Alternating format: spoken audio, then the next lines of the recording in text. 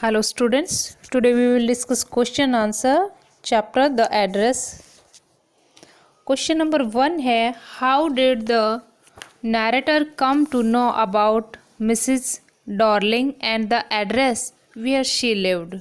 ये हमें इस क्वेश्चन में ये बताना है कि नरेटर है वो वहाँ पे मिसिस डॉर्लिंग के बारे में और उस एड्रेस को भी डिस्क्राइब करना है जहाँ पे वो रहती थी. तो आंसर है years ago during the first half of the war the narrator went home for a few days to see her mother. After staying there a couple of days she noticed that something or other about the rooms are changed. She missed various things. Then her mother told her about Mrs. Darling. She suggested that she could save her precious belongings by storing them at her place. Now mother told her address number 46 Marconi Street. तो इस question इस answer में बताना है कि जो narrator है उसकी मदर मिसेस डॉर्लिंग के बारे में बताती है कि नैरेटर जब अपने घर आती तो देखती कि उसके घर में कुछ चीज़ें मिसिंग है और वो वहीं पे मिसेस डॉर्लिंग से भी मिलती है. और वर्ल्ड वॉर है वो लगभग हाफ जा चुका है, मतलब आधा लड़ चुका है. और उसकी मदर और ये जो मिसेस डॉर्लिंग है ये मिसेस डॉर्लिंग उसकी मदर से कहती हैं, नैरेटर की मदर से, कि अपना जो भी ये सामान है ये मुझे मेरे घर पे रख दो ये ताकि ये सेफ रहेगा सेव रहेगा. और जो उसकी मदर है ये इसकी मदर ने बताया कि किस एड्रेस पे मिसेस ये डॉर्लिंग है ये नंबर 46 मार्कोनी स्ट्रीट में रहती है. Question number 2 in what respect was the second visit of the narrator to 46 Marconi street different from the first one. कि किस तरह से उसकी पहली बार जो उसके घर पे जाती है मार्कोनी स्ट्रीट में, जो मिसेस डॉर्लिंग के घर जाती है फर्स्ट टाइम तो, और सेकंड टाइम फिर जाती तो किस तरह से डिफरेंट होता है. Did she really success in her mission, क्या उसको अपने इस मिशन में सक्सेस मिलती है. तो आंसर है the second visit of the narrator to 46 Marconi street was different from the first one in one respect.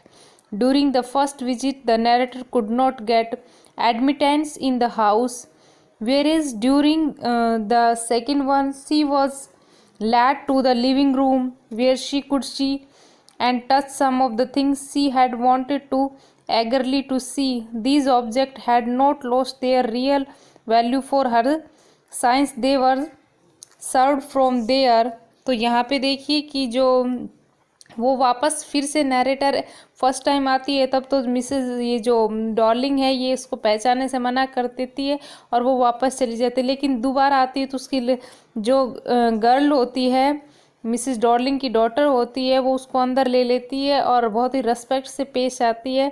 और रूम में लिविंग रूम में जाती है तो बहुत सारी चीज़ें उसको जानी पहचानी रखती है. All lives and stored in strange circumstances. Thus her mission to see, touch and remember her mother's belongings was partly successful.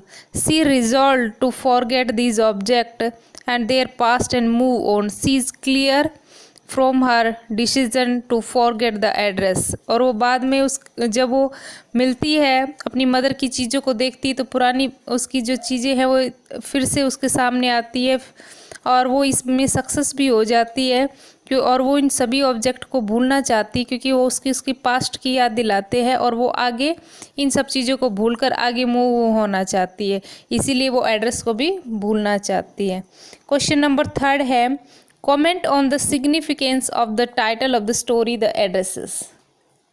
Answer है the title of the story the addresses is quite apt. It is the spring wheel of the action. In fact, the whole action center around it. The title is quite suggestive and occur at the beginning, middle, and end of the story. The middle part of the story reveals how she come to know the address. ये इसमें दिखाता है कि middle और last part में क्या होता है. मिडल पार्ट में है वो स्टोरी में दिखाता है कि किस तरह से जो नैरेटर है वो ये पूरी जो कहानी है नैरेटर के इर्द गिर्द घूमती है और नैरेटर किस तरह से एड्रेस का भी पता लगा लेती है. The story ends dramatically with the narrator's resolve to forget the addresses She had remembered the address for so many years, how since the belong of her mother stored there have lost their usefulness, the find that forgetting this address would be quite easy। और last में जब इसका story का and होता है तो एक कुछ ड्रामेटिकल सीन भी क्रिएट करती है कि जिस तरह से वो बोलती कि मैं इन सभी चीज़ों से छुटकारा पाना चाहती हूँ, ये सब ऑब्जेक्ट मैं अपने साथ नहीं ले जा सकती, मैं इनको भूलना चाहती हूँ। Last question, question number 4th. Give a brief account of the narrator's first visit to 46 Marconi Street.